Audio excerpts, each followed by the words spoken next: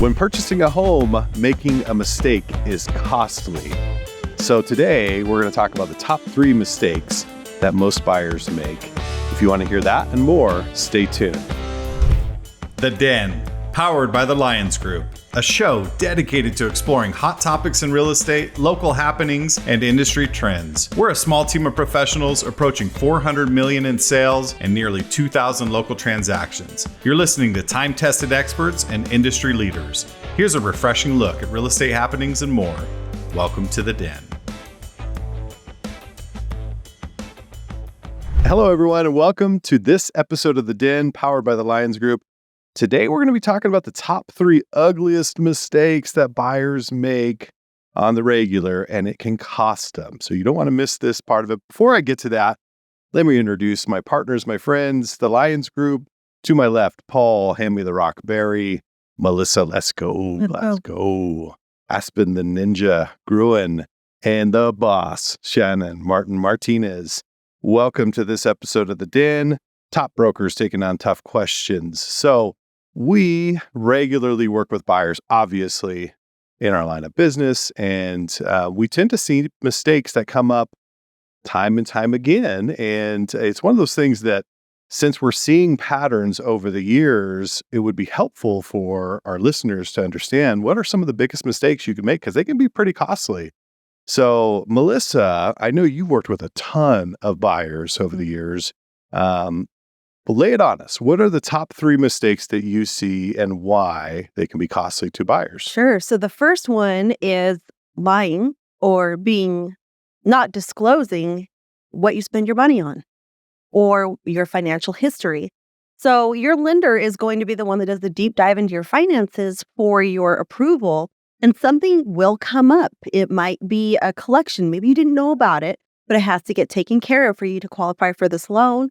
It could be anything that could change your debt to income ratio to where you no longer qualify for a loan.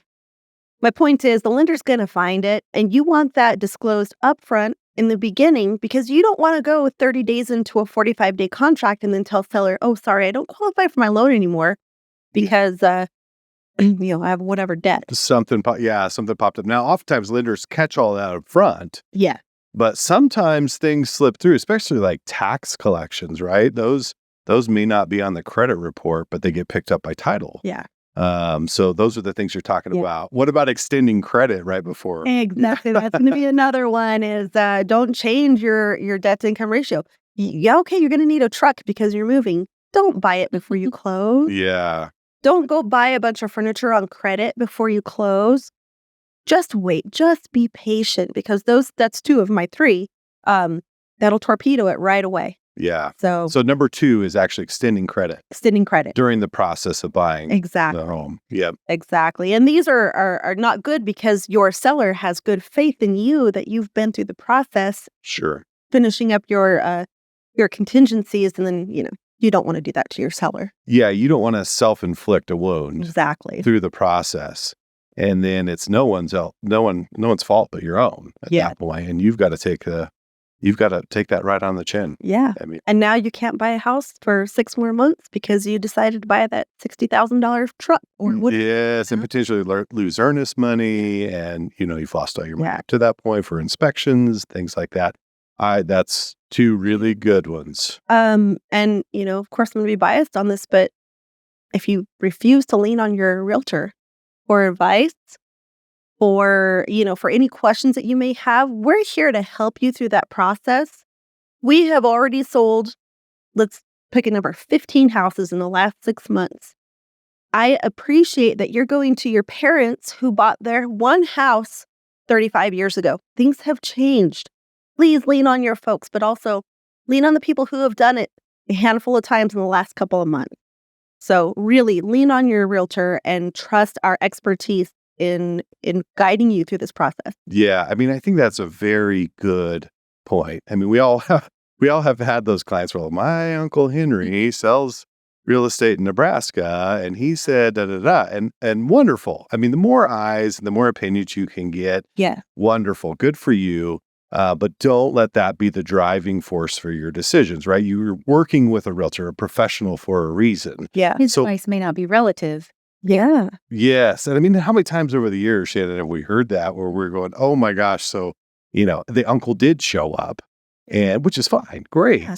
But oftentimes it can derail and move us into the weeds where we don't belong, right? And that's okay if you get in the weeds and get back out, but sometimes it keeps buyers in the weeds. And asking questions is a good thing. That getting all these different opinions, and then ask your realtor and see if it's relevant, because it might be, but it also might not be. Exactly.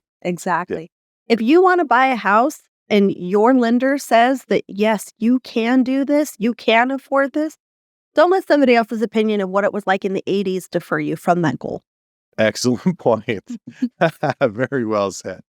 Aspen, you have anything what are your top three? Walk us through your top three. Yeah, so mine are actually all different. Yeah? Melissa's, which, I love it. yeah, which Great. kind of makes sense because I do primarily work with sellers. So we have that. But I do work with buyers as well. A lot of the times, though, these buyers are not necessarily first-time home buyers, maybe one or two through the year. Yeah. But mainly they're on their second plus home. Sure. So I would say the first thing is when they're trying to do it themselves, especially whenever it comes from an investment standpoint. You can listen to every podcast, you can watch every video you want, all the YouTube videos, but ultimately, these things might not even work or be relevant in this area. So why would you try and do it yourself whenever you can just have a partner in this, not, just helping you get through it? And I'm not talking partner where they're going to pitch in money or anything, but a realtor on your side to help you run the numbers, help run any cost analysis that might come up. So I would say just trying to do everything yourself is the number one biggest mistake. The number one biggest mistake, because we're here to help you. That's what we're here for. Yeah. So, and we want to see you succeed. You being successful, ultimately, I hope that I can have an investor come to me and we can have a successful relationship, because if they're successful, they're probably going to want to get more, which is successful for me. It's a symbiotic relationship. So I would say that is the first biggest mistake for my buyers personally. Well, I mean, there's nothing like this being the biggest transaction in most people's lives. Like, why wouldn't you want to get in the ring with someone that has, it's got your back, that has done it? Yeah. So going out and doing that yourself is pretty daunting. A lot of people take it on because they think they're going to save some money or whatever else, or whatever their motivations are. But that's a great point. Number two. So this is more for personal residences. I see people get approved, for sometimes large amounts of money, let's be realistic, all home buying is large amounts of money. Sure. But buying at your very top that you can afford, I think I was looking at what the numbers were, and it said you can get for your debt to income ratio up to 57%. So that's not all home, but that's your credit card debt, your car debt, everything. Man, you're going to be strapped. Yeah. So I think, you hear the term house poor. I think that's a really big mistake, especially if you're looking to get into the investment game. You do not want to be purchasing at the top of your income level or the top of what you're approved for, because what if you want to get an investment property? Now you can't, because all your money's tied up in your personal residence. And that's pretty much the only way out of that is either sell or make more money. So, it makes it a little bit hard for that. To kind of piggyback off of that, for first timers, they want the best, but just because they're at the top end, something's going to happen. Something might happen within the first year. And if you don't have the funds because you're at your top end and all of your expenses, you're going to be really heartbroken, and you're going to regret maybe even buying a house if you have to redo all the plumbing or something. Yeah, the furnace goes out or whatever else. And you're banking stuff. So I've heard this a lot lately. I'm banking on the interest rates to go down. I'm going to buy now and kind of strap myself, banking on the interest rates to go down, which I think is a faulty mentality, because you're giving yourself no room to allow for things like that. The furnace to go out, the roof to need some attention, or whatever else that comes into play. We've been hearing that a lot, where it's marry the house, date the rate, which sure. Yeah. But can you date that rate for years? We don't know. Yeah. None of us know. So I think that's kind of a risky mindset. Yeah. I get it. But if you can't comfortably afford it, it's probably not a good idea for you. Not a savvy financial move Yep. at that point. Yep. Yeah, that's okay. Yeah. So I would Great. say, Top two. and if you're a first-time home buyer and you're approved for X amount, it might be more towards the top. But if you're really young and you're gonna be getting pay raises, it might be. There's different scenarios that are gonna make sense. But like I said, that's not really who I primarily work with. Yeah. And the last one is not getting pre-approved early enough. So kind of goes hand in hand. You think you can afford this, but you forgot to account for PMI, private mortgage insurance, and now you actually can afford all these houses you've been looking at and you were really excited about, and we're having to drop your budget, which we all know. Yeah. You go from, it seems to be like $10,000, it just makes a huge difference in certain price points. Yep. So I would say you should get pre-approved unless you have been doing it forever and ever and you really truly know you can get approved for it. I would say get that pre-approval early. Yeah. Excellent top 3 mistakes that buyers make. And that the third one parlays into what we see, Shannon, in the sense that you've beat this drum over the years that we have an obligation as realtors to the sellers that we're showing these properties, that we're doing the vetting up front with these buyers, that they really truly need to be pre-qualified before we're out shopping for homes. What are your thoughts on that? What are your top 3? Well, I don't want to take anybody in a house that they can't buy. I think it's a waste of the seller's time. It's a waste of the buyer's time. It's a waste of my time. If I don't know that they can afford that house, I am not going to ask that seller to straighten up your house, get it prepared, leave the house, pack up your dog. Pack up your dogs. Yeah. Right. Yeah. And stay gone for 2 hours Yeah. in our window of time. Yeah. And let us look through. And then they'll decide if they like it well enough, they'll decide to go out and put an application in. Yeah. I don't think that's appropriate. I think we do have an obligation as realtors to only bring someone in your house that is truly a potential buyer for that house. That is my number one, is pre-qualification. So I'm with you on that. But one of the reasons it's my top one is because I think that sometimes people don't realize you're shooting yourself in the foot if you don't get pre-qualified. It's not just about the other person. It's also about your needs. If you look for 2 months online, maybe you visit some open houses, you kind of know what you want. Now you found the one and you're ready to make the move on it. And then you run down and you talk to a lender. Now you're in crunch time. Whereas before, maybe you could have talked to them and found out, hey, I qualify for USDA. I should just been looking right outside the city limits and I didn't have to worry about this down payment. But this one I can't afford the down payment on, You know what programs you fall into, you know how much money you need to have up front for that. Do I need to ask that seller for something? So do I come in with a strong offer or not? So I think that people don't really understand you can't start renegotiating your terms after you got under contract. And you certainly don't even want to do that after you found the one. Yeah. You want to know what you can do. So I think that people shoot themselves in the foot. If you don't know what you can do before you look, you're just setting yourself up. Yeah. It's like showing up to the riverbank and be like, look at all the fish. Wish I'd have brought my pole or shotgun or stick of dynamite. I don't know. I mean, Come back and the fish are gone. the fish are Right. gone. Yeah. Exactly. Yeah. Exactly. So that is definitely my number one. What a good analogy. That's great. Right. So the other thing is emotional decisions. I think that is a huge problem with buyers, especially first-time home buyers. Am I stealing all of it? Falls over. I might have just step out. You can. And we'll finish without you. Right in your list. We think alike. So that's a huge problem. That's a huge problem. I think that a lot of times, you'll see a buyer, like we talk about, getting down in the weeds. Maybe they go through the inspection process, they find a dozen things. The seller looks at it and says, yeah, sure, I'll fix the leaky pipes, get that heater looked at, make sure that we paint up that trim that we need to pass the appraisal, but I'm not too worried about that faucet being, cracked on the handle or whatever. And the buyer gets very emotional about it. Well, welcome to home ownership. Once you buy that house, you're probably going to be running to Home Depot anyway a couple of times for things that you want. Why let that be a sticking point?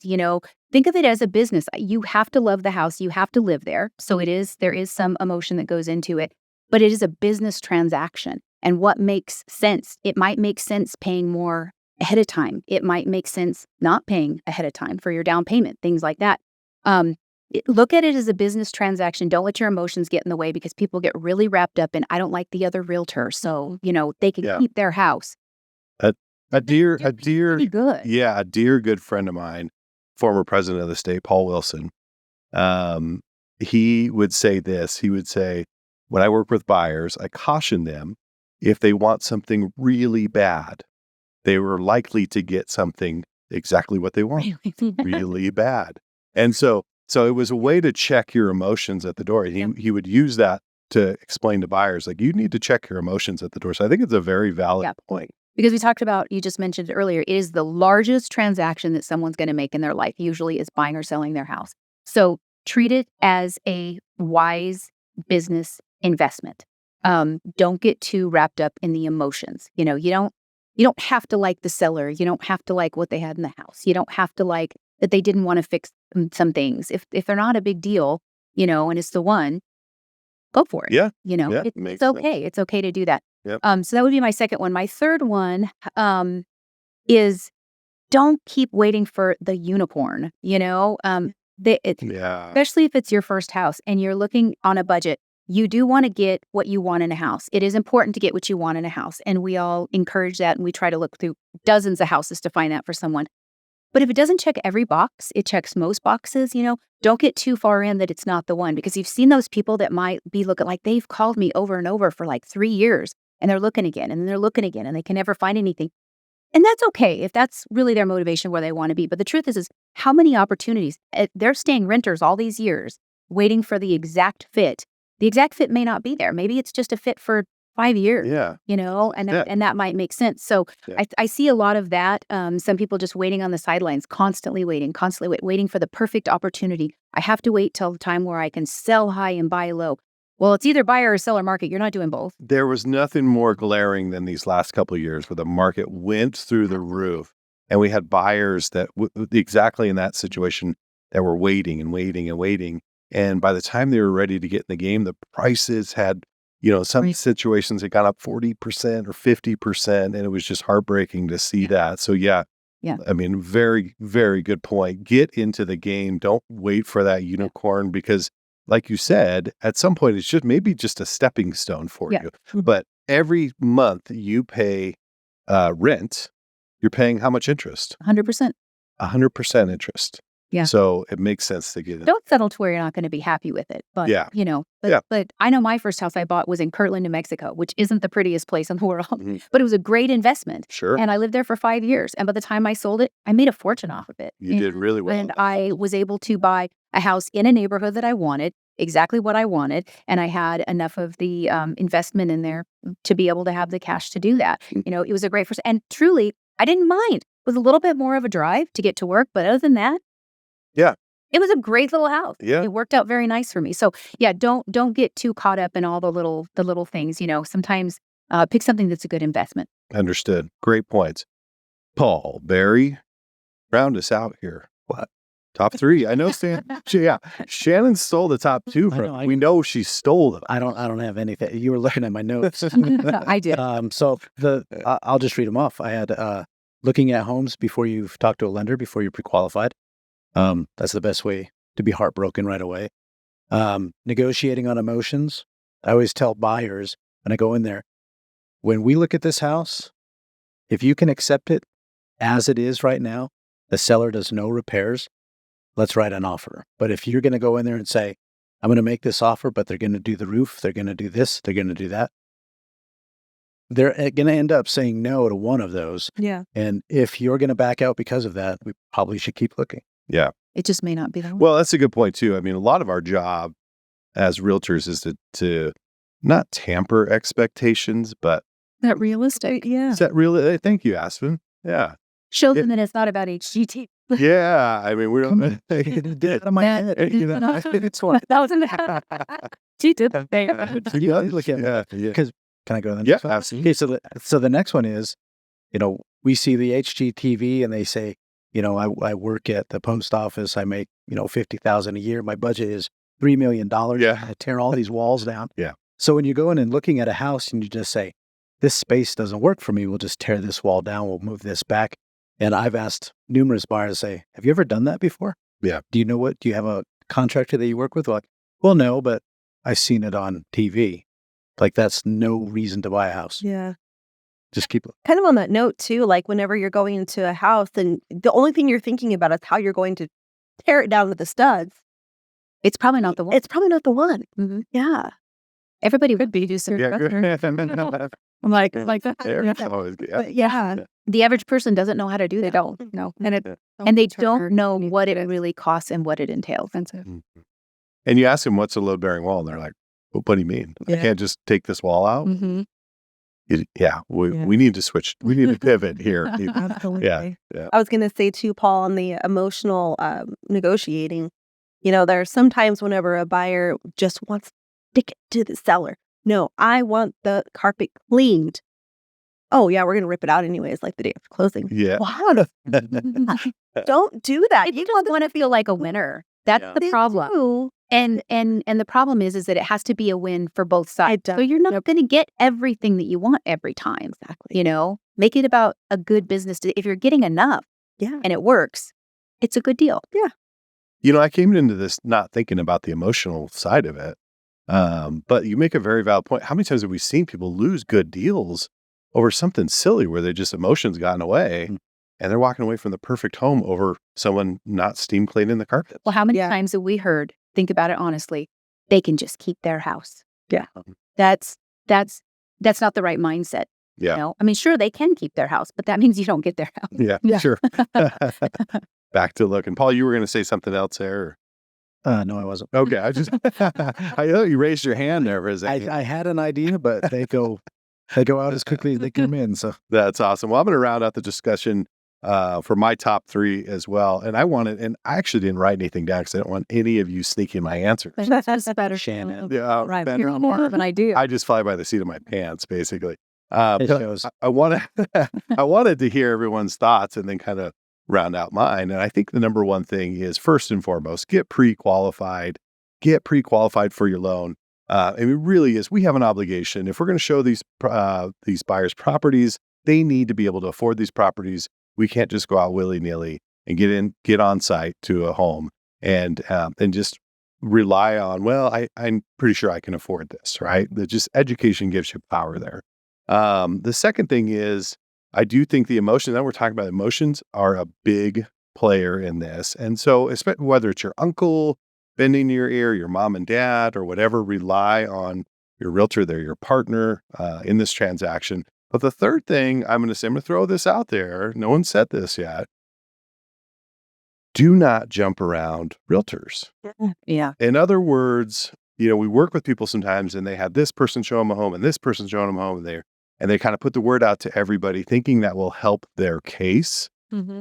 And it really works against them You were because just talking about this morning. yeah, it's just one of those things that, like, if I catch word that I'm putting time and energy into this, I'm going to try to find you the best deal I can and a great property. And then I find out you're working with this person and this person and this person. I go, wait a minute. Why am I going to invest my time and energy in finding you the perfect home when you aren't loyal to me? So anybody want to jump in on that? But I really think We've seen a lot of cases where people say that they'll say, well, I figure if I've got everybody in town looking for me, I'm not going to miss a thing. I'm going to find the best deal. sure. That's not true. You're probably going to get a lot of people that aren't going to waste their time with you. Mm-hmm. Yeah. I think I think it's important because a lot of consumers don't understand how real estate works and how we cooperate with each other, but we also compete with each other. And it's a very interesting dynamic in the marketplace. But my recommendation is find a realtor you trust. Now, if you work with one, you don't jive, and find another one that you just don't, but you find that one, work with that one, commit to that realtor, sign a buyer's broker agreement where they have that realtor is working for you and you're working with them hand in hand, lockstep. Then you're setting yourself up to big success. So, quick speed round to finish this conversation.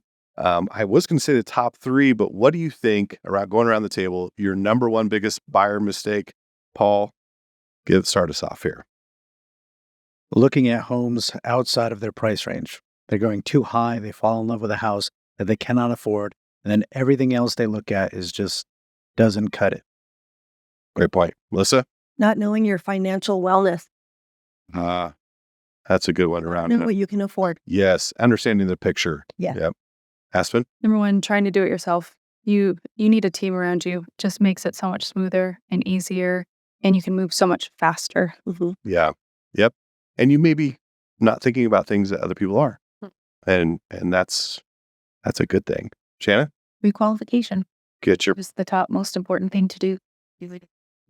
pre-qualification done. That's probably my biggest mistake, I would say as well. So now you know, if you're looking to purchase, there's your mistakes. Avoid those at all costs because, heaven's sakes, those can be costly mistakes. So on to my favorite part of the podcast, and that's where we talk about the Lyons Pride. As you know, this is the Lyons Group. We focus on making our community better, our industry better, and we like to support and recognize those that do the same outside of our group and welcome them to the Lyons Pride. Melissa Glasgow, Yes. Let's go. Tell us who's on the Pride today. Randy West is the director of the theater at the Civic Center, the city of Farmington. And not only is he continually bringing really great shows to our area that we can participate and go watch and enjoy with our families, there's also the Heather McGoy Children's Program and Academies. Every year there is 2 children's performances. The one coming up next is Newsies Junior, and it's for local kids. And during that time, they also get to learn things about theater, and it just enriches our community. And if you've gone to a show where we have local kids in these productions, there's a ton of kids who love it. And Randy West puts his heart and soul into these programs. So shout out to Randy West. Go see Newsies. It's coming out February 15th through 17th. So I love Civic it. Center, go to fmtn.org/Civic Center. So I love that you did this. I don't know if you guys all know, but I did graduate with honor thespian. Wow. That you have that. You were in drama. I was. Yeah. Still. Still drama. Oh, sorry. Yeah. That was a smooth transition right into real estate. Yeah. Well, Yeah. I got to tell you. So is Randy, let me just for clarification, is Randy the gentleman? We went and watched, it was the art show in the near Christmas time, and it was art fabulous. It was wonderful. Is Randy the gentleman that comes down at the beginning of the show and says, "Welcome, everybody"? Yes. He is wonderful. He presents each show personally without a microphone. And at the end of the show, before you even get to all the actors where you can shake their hands and congratulate them, Randy's there at the door as well. So make sure you thank Randy for everything that he I got to tell you, the spirit that guy has and the passion he has for bringing really cool events like that to our community. Well done, Melissa. Great pick. Great. Mr. West, if you are listening to the Lyons Group in this podcast, we want to tell you we see you. We thank you for all you're doing in our community, and we want to welcome you to the Lyons Pride. So thank you for that. Very special. Next episode, we're going to be talking about remodeling ROI. Where do you put your money if you're going to put your money into your home? What's some of the top areas you should be considering? So you don't want to miss that. Stay tuned. And I want to thank you for listening to this episode of The Den, powered by the Lyons Group. Top brokers taking on tough questions. And until next time, we'll see you at the next Den. Thank you for listening to The Den, powered by the Lyons Group. Hit the subscribe button to keep informed on real estate happenings. If you'd like to learn more about the Lyons Group, visit sjcbroker.com. Complex markets require complex strategies. The Lyons Group can give you a true advantage in any market. Whether you're buying or selling, residential or commercial, contact us directly at sjcbroker.com. We're time-tested experts with a client-first approach, and we'll see you next time in The Den.